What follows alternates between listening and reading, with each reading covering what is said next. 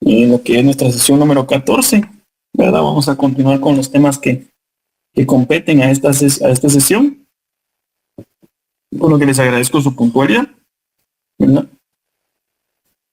Solo si me pueden confirmar que todos vean en pantalla, si fueran tan amables. Perfecto, muchas gracias.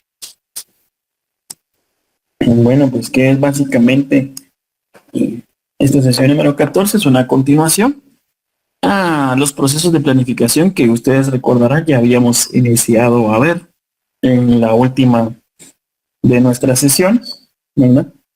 Donde vimos lo que era tal cual las etapas de planificación, que tuvimos una pequeña sesión para explicar qué es cada una de ellas y cómo se materializan en función de lo que ustedes pues hoy por día están trabajando en referencia al curso, ¿verdad?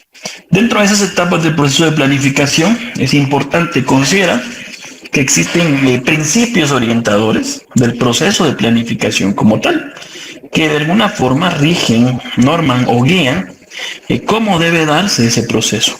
En la primera instancia, encontramos la integralidad, la cual refiere a considerar las dimensiones económicas, sociales, ambientales e institucionales como un todo, ¿verdad? Y no separar cada una de ellas de un análisis que puedan realizar. ¿Por qué?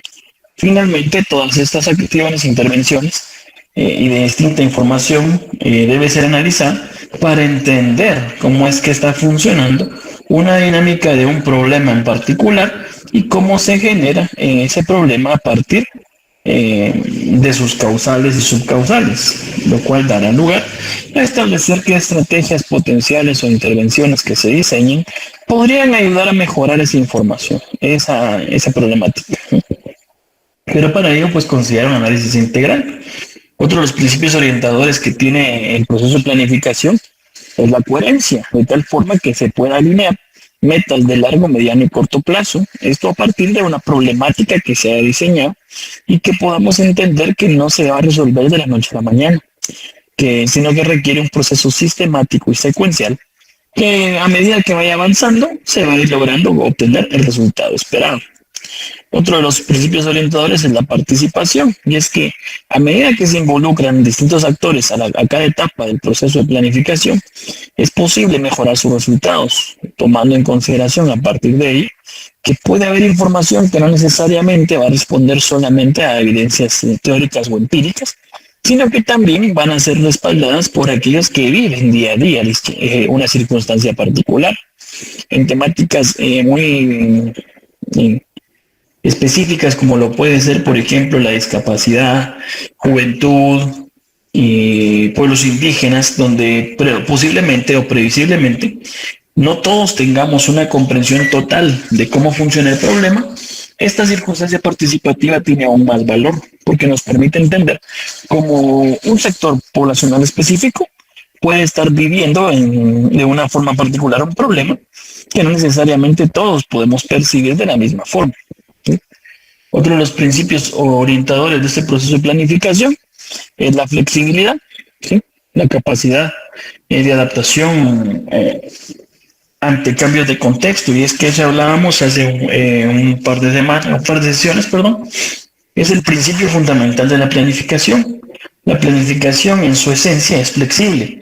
¿Qué quiere decir esto? Que no es un proceso rígido y que no pueda cambiar, sino que tiene la capacidad de adaptarse a un contexto específico. Por ejemplo, si una dimensión económica cambiara, si una dimensión social cambia, o si algunos aspectos particulares cambian, la planificación tiene ese punto toral de poder ser flexible y de poder adaptarse para que las problemáticas no dejen de ser atendidas. Esto igualmente refiere a una adaptación cuando hablamos de un proceso operativo que puede tener distintas dificultades en su intervención durante un año calendario. El último de estos principios orientadores refiere a la eficiencia de la eficacia, el cual, pues, como un principio de presupuesto gubernamental, busca el uso óptimo de recursos para alcanzar resultados. Y es que la planificación en Guatemala de 2012 se rige por la gestión por resultados. ¿Qué quiere decir esto? Que todo presupuesto responde en materia directa a una planificación que busca un resultado específico, solventar una problemática específica.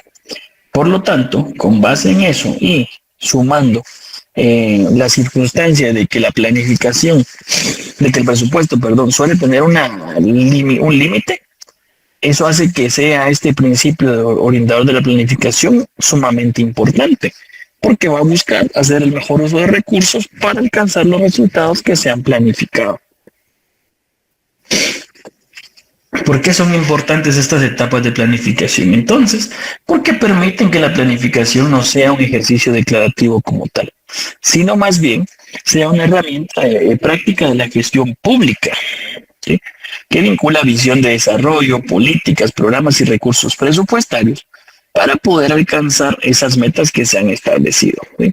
Ir enmarcando distintas intervenciones en búsqueda de alcanzar los resultados planteados y solucionar problemáticas que pueden estar afectando a un número significativo de población. Además, garantizan la transparencia y la rendición de cuenta ante la sociedad, algo que, como hemos planteado, cada vez cobra más importancia, dada su naturaleza específica, para el abordaje de los problemas como tal. Por cierto, ya ahí vi que publicaron el listado de asistencia para que quienes ya nos acompañan puedan realizar el registro correspondiente. Una vez entendemos que el proceso de planificación lleva ciertas etapas, es importante analizar cómo es su funcionamiento dentro de un ejercicio fiscal. Y para ello vamos a ver en materia de qué es un plan operativo anual y cuál es su comportamiento versus un presupuesto nacional. La planificación pública en Guatemala para ello se estructura en diferentes horizontes temporales, existiendo para ello planes de largo, mediano y corto plazo. El plan de largo plazo, pues aquí hacemos referencia, si hablamos a nivel país, a las políticas específicas para alguna temática, o bien al Plan Nacional de Desarrollo, que para nuestro caso es el CATUN 2032. Asimismo, podría considerarse como un horizonte de largo plazo las prioridades nacionales de desarrollo, que, como tuvimos a bien conocer en una de nuestras sesiones, surgen de esa combinación de los compromisos o resultados aspiracionales que tenía el CATUN, aún sumado a lo que los ODS también plantean en materia de resultados de desarrollo en el país, ¿no? Como un plan de mediano plazo también podemos encontrar lo que es la política general de gobierno, y es que este marca en un plazo de 4 años qué resultados se espera realizar en la visión de país, pero tomando en consideración que éstas se vinculen a los objetivos también de largo plazo. Por último, la expresión de ese corto plazo que refiere al plan operativo anual de cada una de las instituciones. Igualmente, en materia de instituciones, estos planes tienen un cambio y más que ser los que mencionábamos, pasan a ser, en el caso del plan de largo plazo, lo que refiere al plan estratégico institucional. El plan de mediano plazo es el plan operativo multianual y el de corto plazo, el plan operativo anual. Dentro de este último nivel, como bien se hacía la acotación, se encuentran los planes operativos anuales, los cuales constituyen, en la traducción práctica, de las metas institucionales en un año calendario, o bien conocido como un ejercicio fiscal. Por su parte, también el presupuesto nacional, que es el instrumento financiero que viabiliza dichas metas, propicia la asignación de recursos conforme a prioridades y disponibilidad fiscal, que es un tema sumamente importante. De hecho, actualmente, si ustedes pues empapan un poco de algunas noticias del país, sabrán que hace unos días el presidente remitió al Congreso de la República la propuesta del presupuesto para el próximo ejercicio fiscal para su discusión y aprobación, ¿no? Porque es importante entender la dinámica de funcionamiento que existe entre la planificación y el presupuesto, básicamente porque la articulación entre ambos elementos es crucial para poder garantizar que la planificación no solamente quede en un plano declarativo, es decir, en un documento escrito que no tenga una operativización y que por ende no logre alcanzar los resultados planteados, sino que el mismo se concrete en acciones específicas y resultados esperados. ¿Qué características tienen los planes operativos anuales? En primera instancia, pues por su naturaleza, el corto plazo, ¿no? Que como bien hace su nombre, el plan operativo anual tiene un horizonte de corto plazo, típicamente un año. Cuenta con metas específicas que se desagreguen, que lo que busque es desagregar los objetivos estratégicos en metas específicas, medibles y calendarizadas. Por ejemplo, si la meta específica de una planificación puntual es entregar, no sé, digamos 10,000 becas en los 4 años, en un plan operativo anual eso se traduciría en especificar cuántas metas se plantean realizar en ese año como tal y por ende establecer cuánto presupuesto conllevará el ejecutar esas metas específicas, esa entrega de becas. ¿Qué podría ser si hacemos una partición igualitaria para cada año? 2.500 becas por cada uno de los ejercicios fiscales de gobierno, ¿verdad? De una forma calendarizada y medible. En tal sentido es medible, porque si usted parte de que va a entregar 2.500 becas en un año, puede tener un seguimiento a nivel de producto de cuántas becas efectivamente ha entregado a cierto mes del año, ¿verdad? Puede tener un seguimiento constante de esa ejecución. No obstante, eso también conlleva una calendarización que normalmente debería buscar cumplirse. Aquí juega un papel importante dicha circunstancia, porque como vemos en el punto 3, las actividades son detalladas, es decir, se detallan no solamente las actividades, sino también los responsables y los cronogramas de ejecución. Esto basado en que el diseño de una intervención sea plenamente efectivo. Esto es importante, por ejemplo, para el tema que ustedes están abordando. ¿Por qué razón? ¿Qué pasa, por ejemplo, los compañeros que están viendo educación? ¿Consideran que un programa de becas, si hipotéticamente es la propuesta que ustedes van a realizar, es efectivo que se entregue a partir del mes de junio? ¿Alguno de los representantes? No, licenciado. ¿Por qué? No, porque pues si seguimos la secuencia de clases tendría que ser de enero, ¿verdad?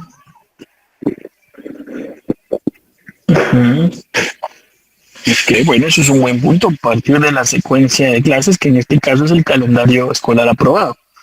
Que sí, le voy a dar el punto de mencionar que es en enero, porque salvo por los últimos, ¿qué? Sí, 4 años quizás, que el calendario escolar, en particular del sector público, ha virado a iniciar en febrero. Todo el tiempo o históricamente se ha iniciado de manera conjunta junto al sector privado desde el mes de enero, ¿no? Entonces tendría una lógica circunstancial que efectivamente iniciáramos con ese proceso de entrega de becas desde ese mes, de tal forma que cumplamos con el objetivo primordial que tiene ese diseño de intervención, que es propiciar que el estudiante asista al centro educativo, ¿sí?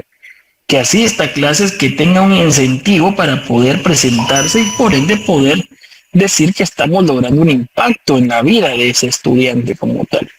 Pero ¿qué pasaría si nosotros lo entregamos en junio? Si nosotros lo entregamos en junio, podríamos caer en no cumplir con el objetivo del programa. ¿En qué sentido? Probablemente el estudiante sí está inscrito desde el mes de enero o febrero que inició el ciclo lectivo, ¿verdad? Pero durante ese tiempo tuvo que financiarse con recursos provenientes de su familia, que pueden ser escasos o no, según la naturaleza específica de ese grupo.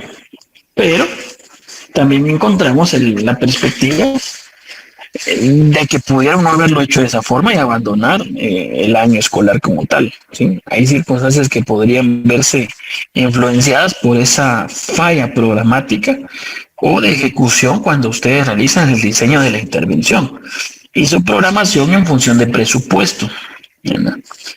Para ello también es importante una de las características del plan operativo, que es que tiene una vinculación nacional. Y es que vincula la gestión de una institución con los objetivos de desarrollo nacionales y por ende resulta más importante todavía el hecho de poder realizarlo de una manera efectiva y eficiente. En cuanto al seguimiento del desempeño, también es una característica importante de la planificación operativa anual, dado que facilita el seguimiento y evaluación del desempeño de las instituciones públicas, Comúnmente es medido esta parte muy circunstancial en materia de avance presupuestario, es decir, cuánto presupuesto soy capaz de ejecutar a cierto mes del año. Tenemos una particularidad con ese sentido que a mi gusto y a mi parecer es negativa, dado que medimos a las instituciones desde una perspectiva de que quién es mejor, pues el que gasta más, y no necesariamente eso garantiza que se resuelvan problemas.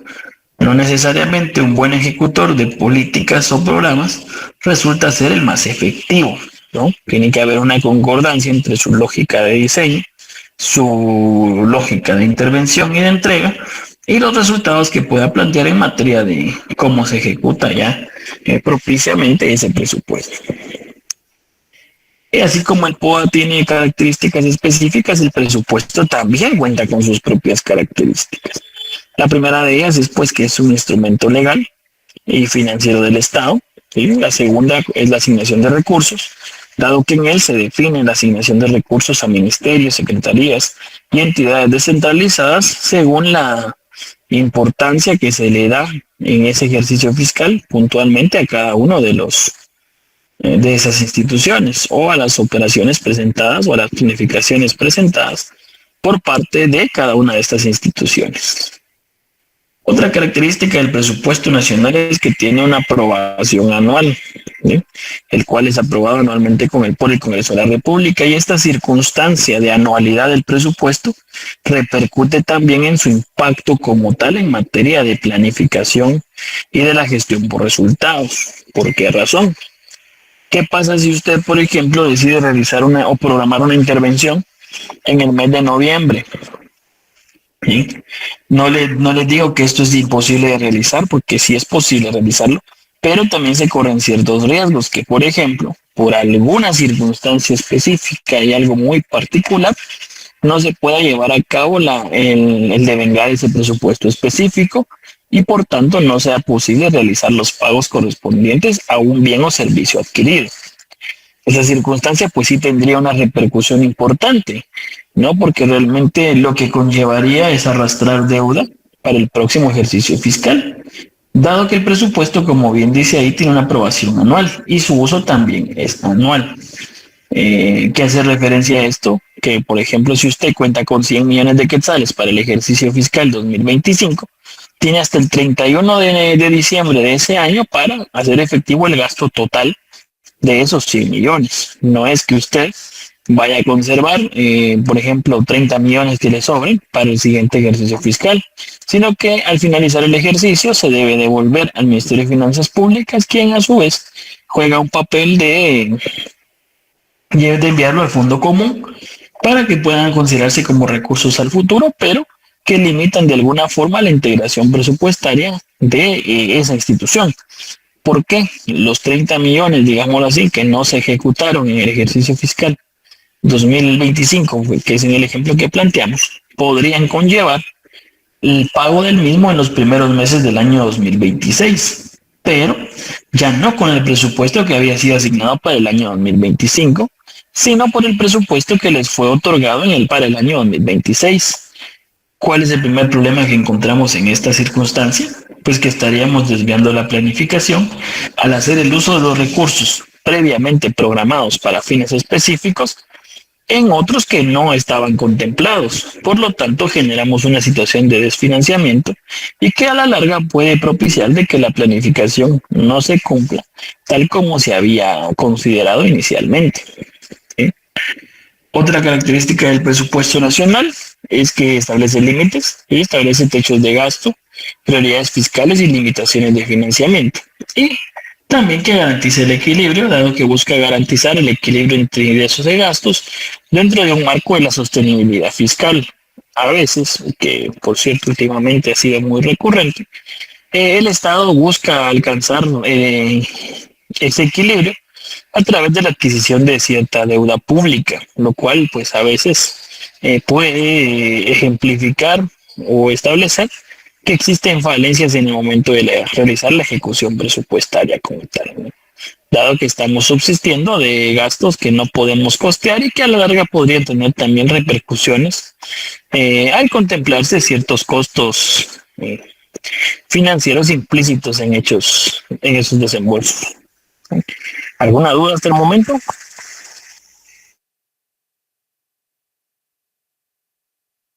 Mi parte no le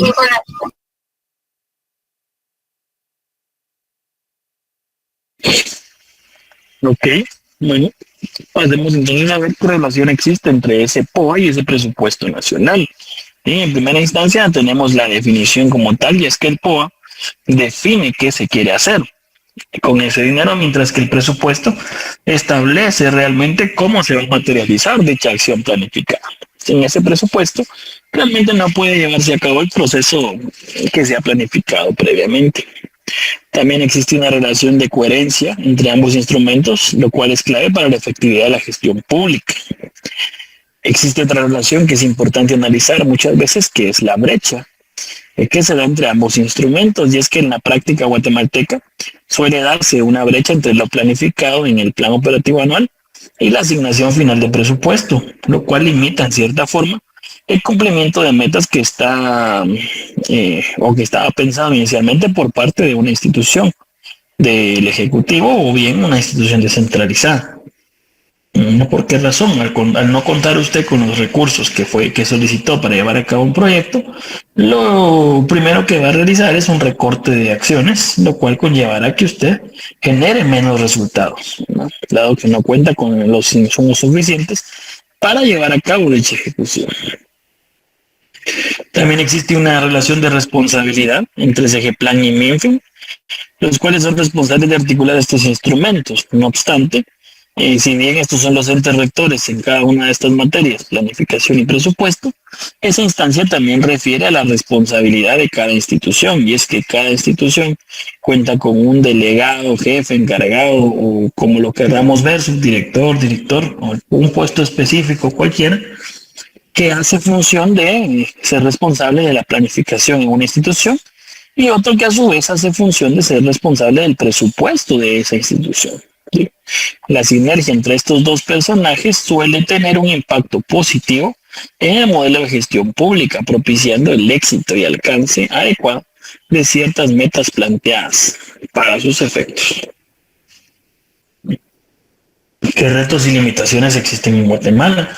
Pues en primera instancia encontramos la fragmentación institucional. Y es que es complejo coordinar objetivos cuando hablamos de sectores que se entrelazan y niveles de gobierno. Por ejemplo, veíamos el tema de los que están viendo educación y comunicaciones. ¿Quién debe realizar la construcción de edificios escolares? Ahí tenemos un ejemplo claro que se está dando en este periodo de gobierno. Y es que si ustedes se dan a la tarea de buscar puntualmente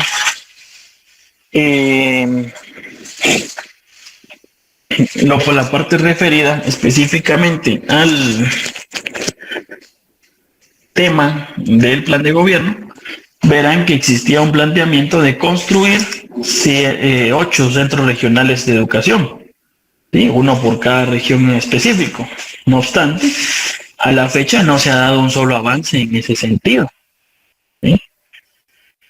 ¿Qué pasa a partir de eso? Estamos hablando de que se fueron 2 años de gobierno y no se avanzó en una circunstancia que por su naturaleza suele llevar un tiempo prudencial de ejecución. Por ejemplo, llevar a cabo esa construcción específica en Guatemala oscila entre 2 a 4 años, desde el proceso en que inicia la planificación hasta que finalmente se da por recibido el proyecto. 3 años, pongámosle como media. Si partimos de que se realicen 3 años, ¿creen ustedes que este gobierno va a poder entregar esos 8 centros educativos regionales que planteaba en un inicio?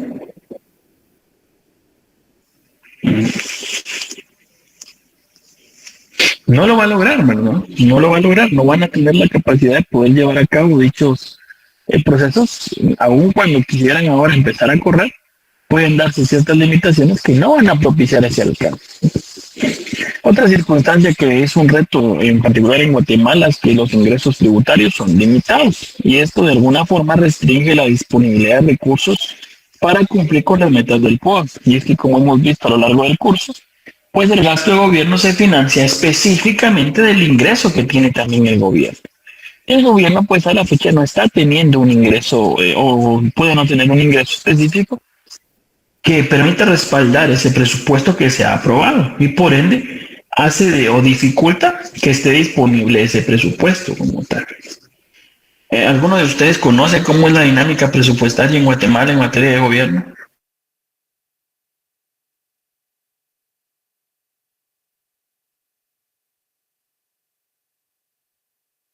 O alguien que nos quiera contar qué conoce de esa dinámica presupuestaria en Guatemala, qué ha escuchado de cómo funciona el presupuesto.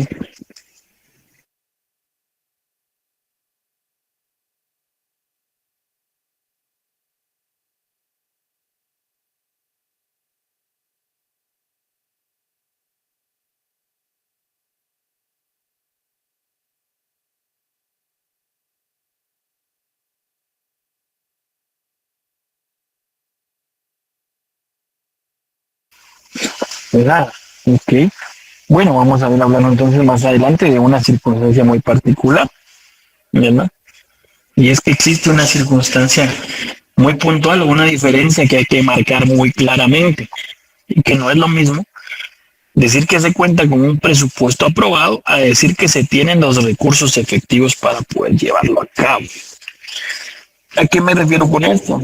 Si ustedes han tenido la oportunidad de buscar información presupuestaria, que ya la tuvieron en una de las primeras sesiones del curso, de buscar el dinero ejecutado por las distintas instancias de gobierno, habrán visto o habrán notado que existía una asignación presupuestaria como tal, ¿verdad? Pues, hipotéticamente hablando, diremos que un modelo de educación de aquí de lo que ustedes están viendo, se le asignaron 20,000 millones de quetzales para ejecutar en el presente ejercicio fiscal. ¿Cuál es el problema? Que esos 20,000 quetzales ahorita, esos 20,000 millones de quetzales, perdón, en este momento existen solo en papel, por así, o en un número digitalizado, por así decirlo, ¿verdad? No es que la institución tenga disponible hoy los 20,000 millones para ejecutarlos de inmediato, sino que tienen una circunstancia progresiva que va funcionando en función de esa recaudación fiscal, ¿sí? En ese proceso se establece lo que se conoce como cuotas presupuestarias, ¿sí? Se llevan a cabo 2 reuniones mensuales en el Ministerio de Finanzas Públicas, conocidas como COPEP, en las cuales las distintas instituciones solicitan fondos en función de lo que estiman van a ejecutar en ese mes en particular. ¿Por qué puede existir a partir de eso un desfase temporal, que es lo que vemos acá? Como tercer reto y limitación, porque puede ser que usted haya hecho una planificación perfecta y decir que en el mes de enero iba a entregar becas, pero resulta que en el mes de enero no cuenta con recursos para ejecutar, sino que los ingresos tributarios le van a permitir contar con ello hasta el mes de febrero o marzo. Ya eso le dificulta y le cambia por completo el panorama. ¿Por qué? Porque no hay recursos para hacer lo que puntualmente usted está considerando, ¿sí? En eso también tiene una función muy específica la designación de presupuestos. ¿Por qué? Cuando suceden cosas como esa, se prevén ciertos ingresos que ya están disponibles para poder financiar esas etapas en el año. Pero no escapa que pueda suceder que en algún punto del año una institución se quede sin el presupuesto que necesitaba para llevar a cabo su planificación. Por A, B o C motivo, esas circunstancias pueden pasar como tal. Por eso decimos que existe un desfase temporal, porque además de ello existe también un desfase entre la formulación del POA y la aprobación del presupuesto. En el caso de la formulación del POA, legalmente en Guatemala se entrega el 30 de abril de cada año, mientras que la aprobación del presupuesto se va dando en el mes de noviembre, ¿sí?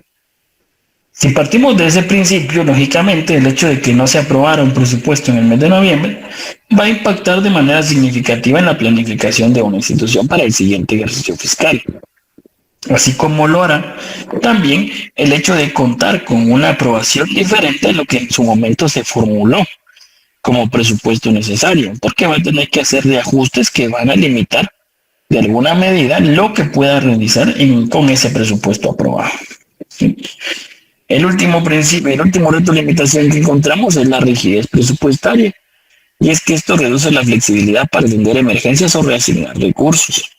A diferencia de la planificación, que sí puede ser un poco más flexible, el presupuesto tiene algunos candados que hacen que no se pueda usar de manera discrecional, sino que se respeten ciertas leyes o especificaciones acordadas en su aprobación. Por ejemplo, algunas de las fuentes de financiamiento cuentan con un destino específico de ejecución y por ende esos no pueden ser utilizados para llevar a cabo procesos distintos a la naturaleza para los cuales fueron designados, ¿verdad? Lo mismo pasa con préstamos, que son fuentes de financiamiento de inmediata disponibilidad.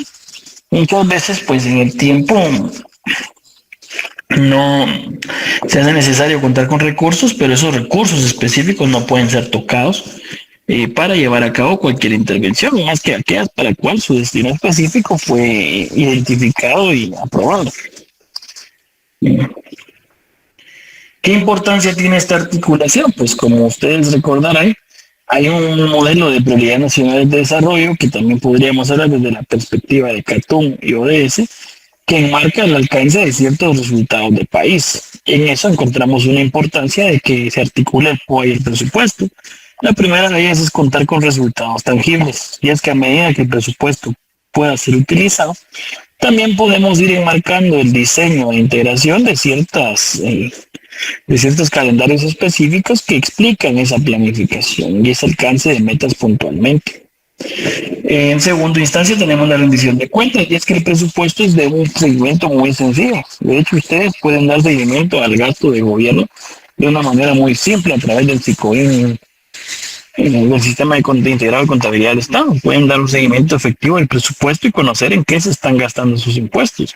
Esa es una consulta en vivo.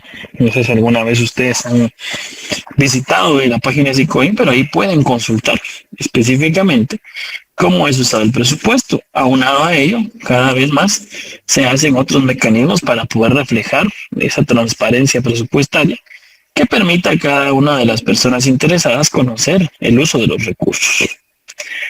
Como tercera importancia de esa articulación encontramos la eficiencia del gasto público, y es que basados en los principios que hemos discutido, debemos partir por el hecho de que se cuenta con un presupuesto limitado y por ende una mejor planificación garantiza o por lo menos coadyuva a una eficiencia en ese gasto público. El cuarto es que se alineen la planificación con las prioridades nacionales a través de que el presupuesto también cuente con esa alineación y no se esté erogando presupuesto en aras de alcanzar resultados particulares o con fines de gobierno que puedan no estar dando respuesta a circunstancias de país que son las que realmente deberían de ser de interés. En ese sentido también existe la alineación con los ODS como uno de los marcos que dan la importancia de la articulación de estos dos instrumentos. ¿Alguna duda hasta ahí?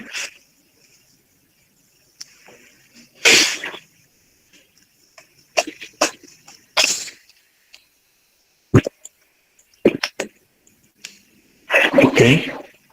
Bueno, continuamos con el ciclo de planificación presupuesto de Guatemala.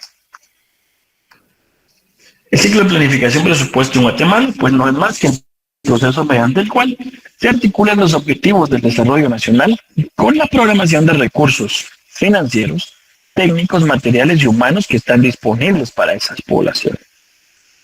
Implica una secuencia de etapas que van desde la formulación de políticas y planes hasta la asignación, ejecución y evolución del gasto público como tal.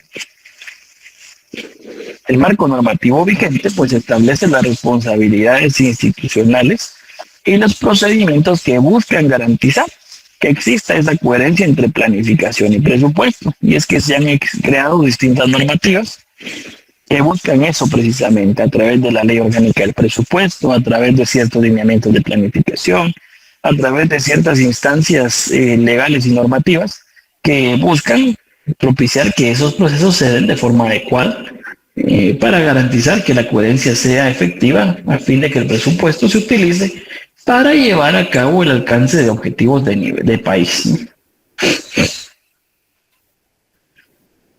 ¿Qué marco normativo es relevante en este ciclo de planificación presupuesto? Pues en primera instancia el macro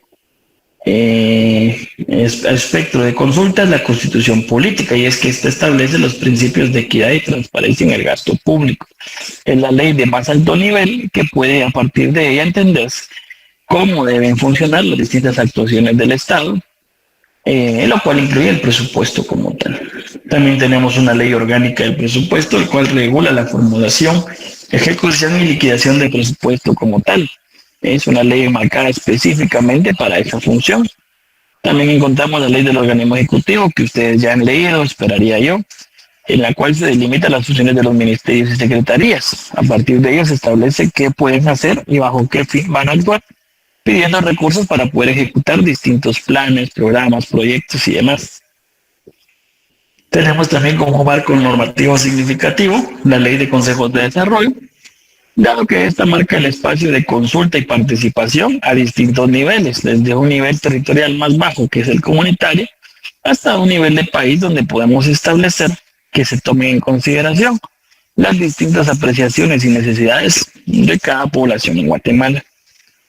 Por último, otras normas y directrices que proporcionan guías técnicas para la planificación y el presupuesto, pero que no necesariamente dan respuesta de manera legal, es decir, no son documentos efectivamente aprobados por la vía legal, sino que son más instrumentos de guía y orientación para llevar a cabo esos procesos de planificación presupuesto. Encontramos en ello que existen 6 actores principales dentro de ese modelo de planificación nacional. El primero de ellos es la CGPLAN, la cual tiene como función la coordinación de planes como tal. El Ministerio de Finanzas Públicas, quien tiene a su cargo la gestión presupuestaria, tanto para la asignación, fiscalización, seguimiento y demás uso de recursos desde el sector público. Tenemos también a los ministerios y secretarías como tercer actor, los cuales son encargados de formular los planes operativos anuales, y de otro nivel también que conlleva los procesos específicos de las etapas de planificación a cargo de los ministerios, los cuales propician poder orientar qué se va a hacer en materia como tal. Tenemos también a los consejos de desarrollo, que como bien se hacía mención, su importancia radica, o su papel principal radica, en la canalización de demandas, y es que al ser un espacio intuitivo y propiamente de participación a distintos niveles, efectivamente facilita el traslado de demandas y necesidades de un sector que puede ser no escuchado normalmente a un ámbito donde se puede considerar de mejor manera sus intervenciones. Como quinto actor primordial encontramos al Congreso de la República, dado que es quien tiene la facultad exclusiva de aprobar el presupuesto de la nación. Y por último a la Contraloría General de Cuentas, la cual es la encargada de fiscalizar el uso de recursos, así como de verificar que los procesos y procedimientos sean aplicados e implementados en los marcos que la ley establece. ¿Qué etapas lleva el ciclo de planificación? En ese sentido, pues encontramos 5 etapas puntuales de ese ciclo de planificación. La primera, que es la formulación; la segunda, la aprobación; la tercera, la ejecución; el cuarto, el seguimiento y control; y por último, la evaluación. En la etapa de formulación de ese ciclo presupuestario o de planificación, se encuentra como primer punto la definición de prioridades nacionales.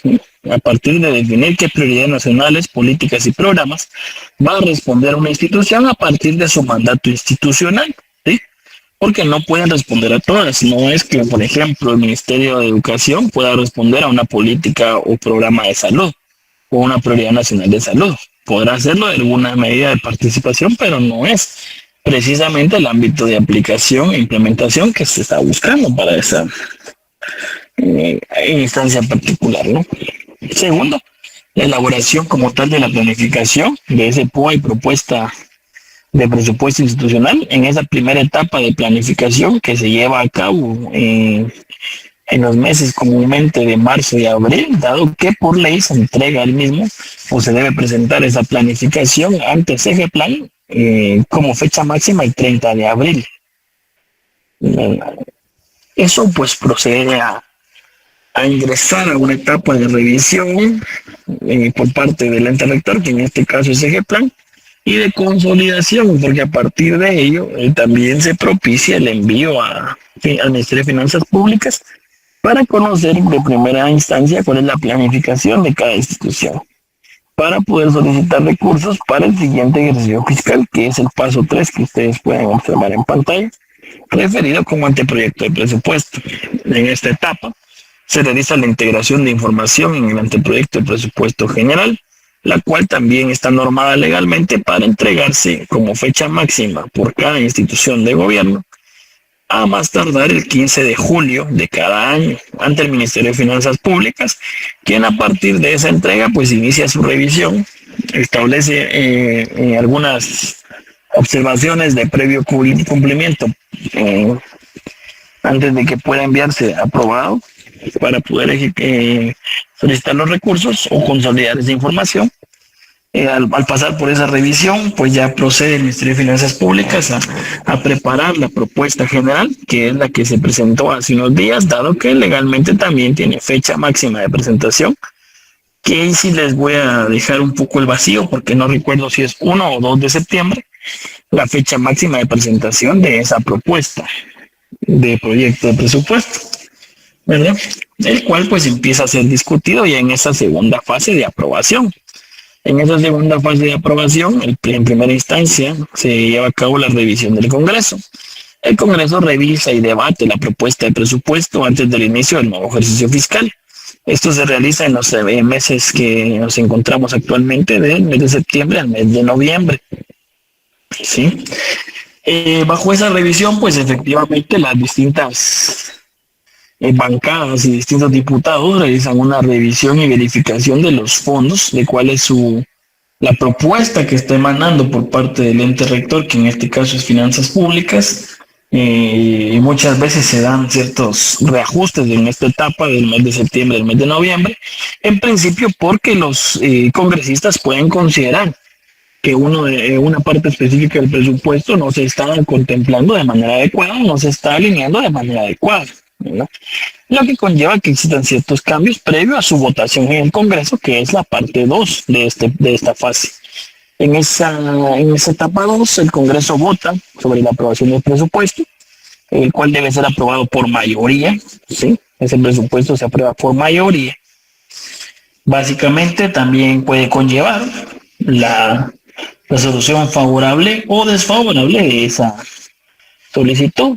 En caso de ser favorable, se debe de notificar su aprobación en el mes de noviembre para que en el mes de diciembre se realicen los ajustes pertinentes y se inicie con la carga en sistemas para que el presupuesto se encuentre habilitado en el primer día hábil del próximo ejercicio fiscal, que suele ser el 2 de enero, dado que pues por circunstancias específicas Guatemala no labora en el estado el día 1 de enero.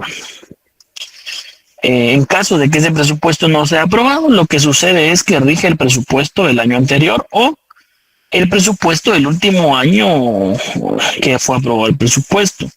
Ya vivimos una etapa donde los presupuestos no se aprobaban. De hecho, en los años de gobierno de Jimmy Morales, el presupuesto no fue aprobado en más de una ocasión, con lo cual el presupuesto se replicó por más de un año, casi 3 años fueron que se usó el mismo presupuesto, y eso pues en cierta medida afectaba cómo se llevaba a cabo la operación como tal, porque el hecho de que no se apruebe un presupuesto remite específicamente a que usted en el mes de enero tenga que reprogramar todo el presupuesto asignado y aprobado para que pueda darse un uso adecuado del mismo. Ese proceso suele llevar como mínimo 21 días por la dinámica de manejo del presupuesto a nivel de país, ¿sí? No vamos a entrar a mayor detalle, pero por ejemplo, existen modificaciones presupuestarias aprobadas desde cada ente particular y aquellas que son aprobadas por finanzas públicas. En su mayoría, estos tipos de reajustes ya de fondo tienen que ser aprobados en finanzas públicas y el proceso pues es más burocrático. Hablamos de esos 15 a 21 días de su aprobación, contrario a una aprobación interna que Suele llevar una cosa de 2 días máximo. A veces incluso en cuestión de horas se realizan esos procesos. Como tercera etapa, encontramos la ejecución como tal. Esta ya se lleva a cabo en el ejercicio fiscal vigente para el cual se haga referencia y haciendo uso de los recursos asignados, ya sea por aprobación presupuestaria o por la continuidad del presupuesto último aprobado. En primera instancia, como hablábamos, estaba la transferencia, que es la distribución de recursos a las unidades operativas. Y es que cada ministerio o secretaría o institución reajusta cómo está distribuido ese presupuesto. Lo distribuye entre cada uno de sus entes ejecutores para que puedan contar con recursos acordes a su planificación. Posterior a ello se lleva a cabo los procesos de contratación, que puede ser desde la parte de adquisición de personal o bien de servicios necesarios para poder garantizar que se cumpla el plan de gobierno y les alcancen los niveles de desarrollo que se percibían posibles a partir de dichas intervenciones. En tercera etapa está la ejecución física, que es la implementación de proyectos y actividades como tal. Y por último, la gestión y ejecución financiera, del uso de la gestión y gasto de fondos. Una consulta para ustedes: ¿por qué creen que se lleva a cabo en ese orden esta etapa de ejecución? ¿Por qué creen que la ejecución física se hace previo a la ejecución financiera? ¿Sí, Camilo? Porque se trabaja por resultados. Uh-huh. ¿Y eso qué idea le da en función de ellos? Tengo entendido que se trabaja bajo metas. Cuando cierta meta es alcanzada, se puede hacer la ejecución financiera. Efectivamente. Comúnmente en el Estado se maneja mucho la figura de que no pago hasta que no adquiero el bien y servicio. ¿Sí? Por ejemplo, usted está contratado en nómina, pues por lógica le van a pagar nómina mensual, pero solo sobre el trabajo realizado. Y una instancia que también se da en el sector privado. Pero, por ejemplo, en la adquisición de bienes como escritorios, computadoras, tablets y demás, usted no puede realizar el pago previo a no obtener el producto ingresado en su inventario, ¿sí? O bien ingresado por lo menos ya a la bodega de la institución, contrario a lo que puede pasar en el sector privado, que muchas veces pues a usted no le dan no le quisiera llamar fiado, porque al final no es un fiado, ¿verdad usted? Sino que en el proceso la lógica está entablada así, de que no puedo pagar algo que no he recibido. Eso también se aplica a procesos de proyectos de inversión. Por ejemplo, una carretera. La carretera se puede ir pagando progresivamente, pero única y exclusivamente sí se puede supervisar y garantizar que los rubros de trabajo ya fueron ejecutados. Por ejemplo, puede pagar un avance sustancial si se ejecutaron ya, no sé, 5 kilómetros de carretera. Ya puede realizar un pago a partir de ello porque hay un bien tangible que se puede verificar para poder pagar. Por eso la lógica, y si efectivamente, como mencionaba Camilo, responde a esa gestión por resultado.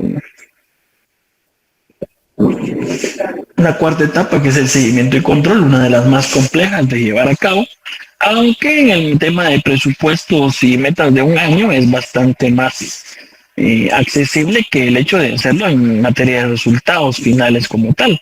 ¿Por qué? El monitoreo aquí consiste en el avance de la ejecución física y presupuestaria por parte de Segeplan y Finanzas, pero esto se da a partir de indicadores de producto. El indicador de producto es el indicador más básico que existe en materia pues de indicadores como tal. ¿Qué refiere el indicador de producto? Comúnmente establece el avance de 0 a 100% de una meta que se ha planteado. Por ejemplo, su meta puede ser entregar 1000 escritorios. 900 escritorios de 1000 le van a representar un 90% de avance, como 700 le van a representar el 70%, o 1000 pues le van a representar efectivamente ese 100% de avance. Un indicador muy fácil de medir y de establecer. Lo mismo en la parte presupuestaria, donde resulta aún más sencillo porque el presupuesto sí es medido por una unidad, valga la redundancia, unidad de medida, estándar, que es el quetzal gastado, ¿no? Entonces, de igual forma ahí, si usted tiene en el fondo asignados 3 millones de quetzales, si se gastan 2 millones, ya sabe que tiene un 66% de ejecución financiera. ¿Sí? Va acorde a ese nivel de producto como tal. Por la segunda etapa tenemos la fiscalización, la cual es llevada a cabo por la Contraloría General de Cuentas, quienes realizan una auditoría anual para dar seguimiento a la ejecución llevada a cabo por las distintas instituciones. Eso no limita que puedan llevarse a cabo otros procesos de fiscalización extemporáneos que refieran a una revisión específica de un proceso de compra puntualmente y no necesariamente a la ejecución generalizada de la institución. Por último, encontramos la etapa de evaluación, y en esta etapa de evaluación tenemos el análisis de resultados como tal. Esta particularidad de esta etapa es que se lleva a cabo una vez ha finalizado el ejercicio fiscal. No puede llevarse a cabo previamente, ¿verdad? Sino que debe ser una vez se ha finalizado el ciclo por completo, es decir, un año después, ¿sí? En este primer paso se realiza la evaluación de logros contra metas del POE de prioridades y permite evaluar que efectivamente al finalizar ese ejercicio fiscal se hubiera llegado a las metas previstas. Caso contrario o buenas prácticas se ven reflejados en lo que encontramos en el paso 2, que es la retroalimentación, dado que a partir de los resultados de ese análisis del paso 1 se pueden generar ciertas recomendaciones que pueden propiciar mejoras en el proceso y que puedan coadyuvar a que en el siguiente ejercicio fiscal las cosas funcionen de mejor manera. Por ejemplo, volvamos al tema de becas.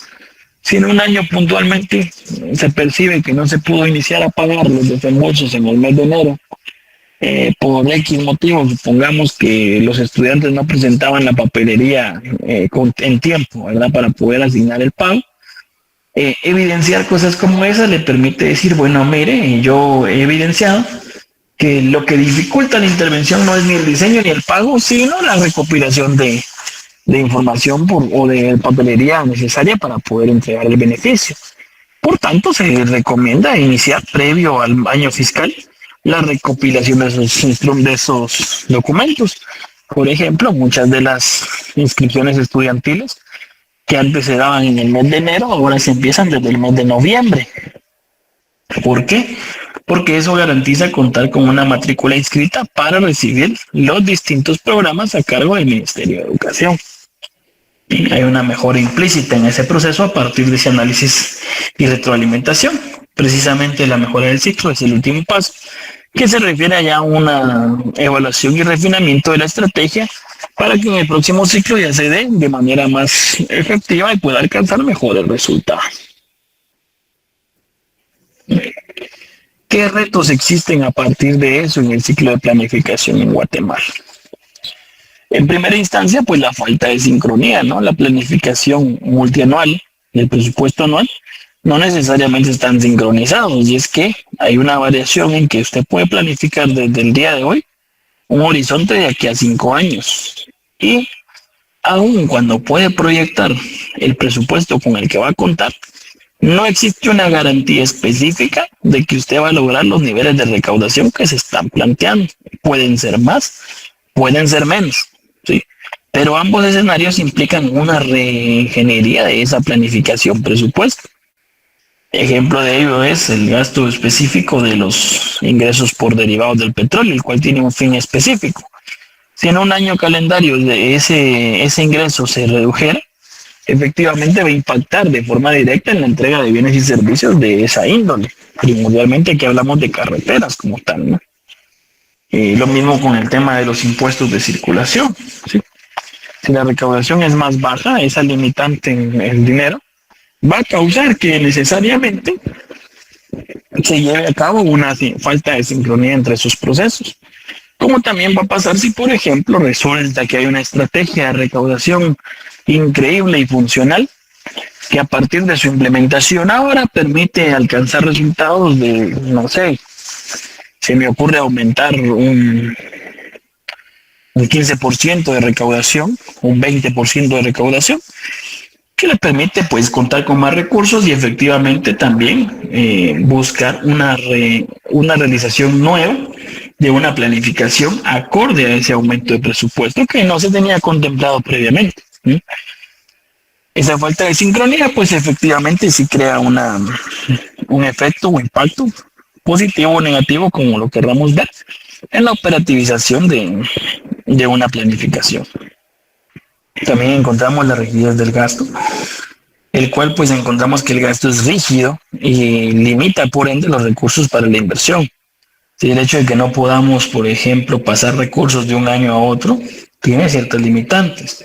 No obstante, como dije anteriormente también, no sé qué tantas noticias ven, recientemente se aprobó una iniciativa de ley que puede tener sus pros y sus contras en su dinámica. De hecho, les dejaré una pizquita de tarea ahí a ustedes de que la investiguen qué fue eso específico que se aprobó en materia de presupuesto. ¿Verdad? No les va a ser muy difícil encontrarlo, está en varios medios actualmente. Y pues quien la encuentre me la platique el martes, ahí veremos si se le puede condecorar con un puntito ahí adicional, ¿no? Luego tenemos también la débil articulación territorial, y es que aquí sí tenemos un problema circunstancial en Guatemala. Y es que esa débil articulación sí repercute en que no se atienda a las necesidades locales. Y muchas veces se llegue a una parte nada más de los grupos de intervención y no a la totalidad de los que realmente demandan esa acción e intervención para solventar un problema. Las brechas de capacidad institucional, sin duda algunas, siguen y seguirán siendo, así como han sido un reto para la administración pública. Y es que sí existe una capacidad institucional de gestión bastante débil, ¿sí? Primordialmente a nivel local no se logra alcanzar esa sincronía, esa sinergia de trabajo entre instituciones y municipalidades que debería de facilitar la integración de ciertas actividades o intervenciones en territorio que propicie mejores resultados. Sin embargo, a esta fecha es bastante complejo articular esa parte y no se alcanza como tal por completo a conocer los avances que requiere dicha instancia. Por último, y una de las más importantes a juicio personal, y creo que a juicio de varias personas que estamos inmersas en esta dinámica de planificación en Guatemala, es la insuficiente cultura de evaluación. Y es como hemos hablado en varias sesiones, muchos programas sociales o económicos en Guatemala, intervenciones de gobierno, no cuentan con un diseño robusto y no cuentan tampoco con mecanismos para evaluar su efectividad.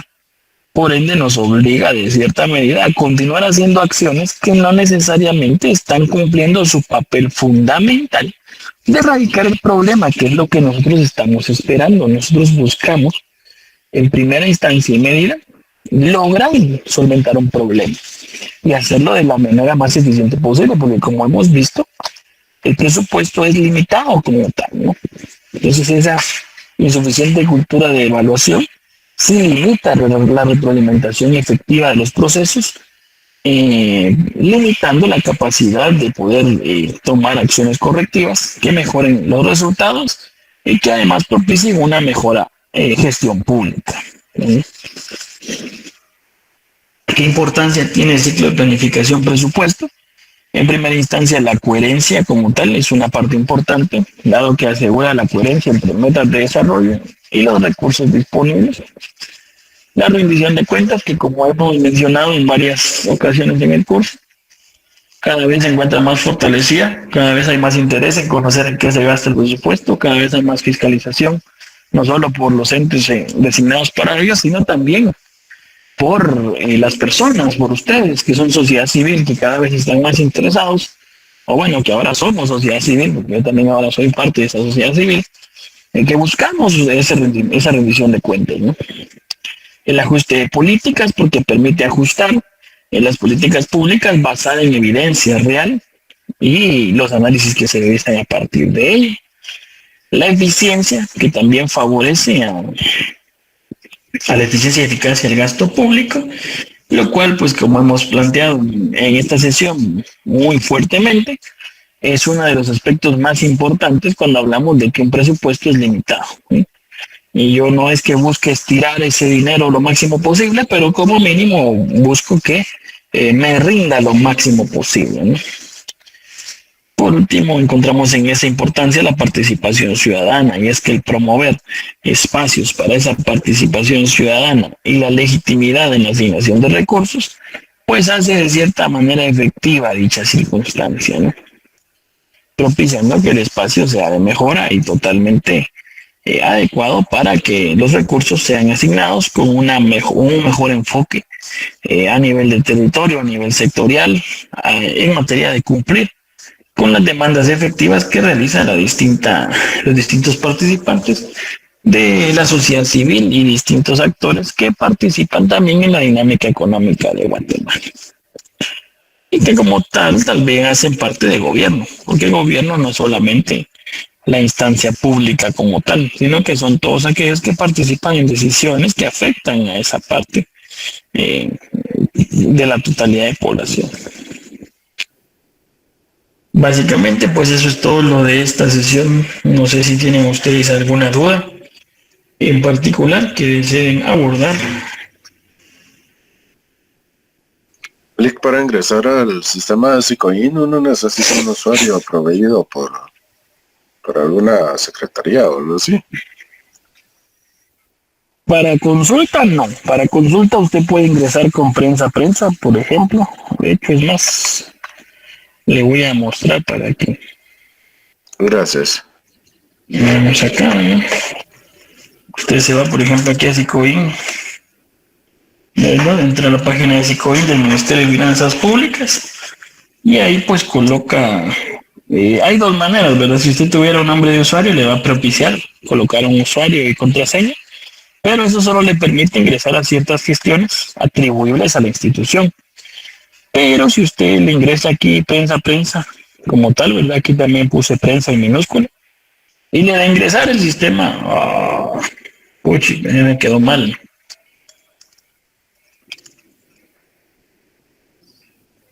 El sistema le tiene que permitir ingresar. Ahí está. Y le permite ver algunos rubros, no todo lo que el sistema contiene. El sistema, de hecho, contiene muchas cosas más, pero en primera instancia le permite observar algunas cosas referentes al ingreso o al gasto, a informes temáticos. Por ejemplo, si a ustedes les interesara saber cómo se ha establecido que se gasta en temas de niñez, juventud, pueden conocerlo dentro del presupuesto. Pueden entrar aquí en ejecución del gasto, también en reportes, información consolidada, grupos dinámicos, y aquí solo con que ustedes coloquen que quieren ver todo, le pone acá entidad y sin siquiera poner ningún corte, solo le pone la temporalidad que quiere y automáticamente le va a generar el presupuesto erogado por distintas unidades, por distintas entidades. Si usted quiere ver alguno en específico, lo que le va a pedir el sistema es que ponga estos códigos que se ven acá, que correspondan a cada entidad. Por ejemplo, si ustedes quieren conocer todo el presupuesto del Ministerio de Educación, aquí lo pueden visibilizar. Entran este código y con distintos cortes van desagregando y bajando al nivel que el sistema les permita ver. Y esto claramente pues también conlleva una parte de exploración por parte de cada uno de los que desea conocer esa circunstancia, ¿verdad? Algunos incluso aquí les permiten escoger distintos cortes, por ejemplo, si lo quieren ver a nivel de programa presupuestario, de departamento, distintos cortes. A veces sí tiene el sistema una particularidad, y es que, dada la naturaleza de los cortes, si usted pone un corte al revés, el sistema le tira en blanco todo, porque en su lógica programática no reconoce que eso sea posible, ¿verdad? Porque hay ciertos niveles de planificación. Si usted lo coloca de forma distinta, pues el presupuesto no lo va a poder visibilizar. Pero a grandes rasgos, si usted pone entidad como tal sin ningún corte, le sale el reporte que le mostraba anteriormente, donde usted puede por lo menos saber cuál es el gasto efectivo de gobierno a la fecha en que está consultando. Ok, que en este caso, por lo menos del organismo ejecutivo como tal, al 31 de agosto se han ejecutado 87.937 millones de quetzales, lo cual equivale a una ejecución del 57.2% del presupuesto, ¿verdad? Que considero yo que sigue siendo un presupuesto muy bajo para el mes que estamos, pero por ahí pasan a veces cosas mágicas y misteriosas a final de año y se llega al 100%. O sea, cosas mágicas pasan. Y básicamente con ese usuario pueden entrar tanto al Sicoin normal como al Sicoin Desk, que es el Sicoin específico para las unidades desconcentradas, como la USAC, el presupuesto nacional, y que también pues son sujetos a fiscalización. Posiblemente no todos los fondos, porque hay algunos que tienen fondos privativos, ¿verdad? Como el IX, la CDAG y algunas federaciones, pero de los fondos que reciben del Estado sí pueden ustedes dar un seguimiento en específico, si alguna temática puntual les interesa. Por ejemplo, si quisieran ver del INE, del IX, de CDAG, de la Federación de Fútbol Nacional, cosas como esa pueden verlos ahí. No sé si hay algo más que pudiera aportarles, caso contrario, pues les agradecería que aperturen sus cámaras para la respectiva fotografía. Si hubiera alguno que no se haya anotado aún en el listado, por favor que también pase a anotarse, para que no nos falte ninguno, porque les comento que hace un par de días nos consultó la Contraloría quienes de ustedes no estaban participando en sus clases, y pues no nos fue tan bien porque no llegamos ni al 80% de participación y asistencia. Por lo que les ¿Podría solicito compartir el link? ¿De Sicoin? Sí. No, el link de asistencia. Ah, ahí está en el chat, pero ahorita se lo vamos a pedir que lo reenvíen. Si Luis nos puede apoyar con él, le agradezco.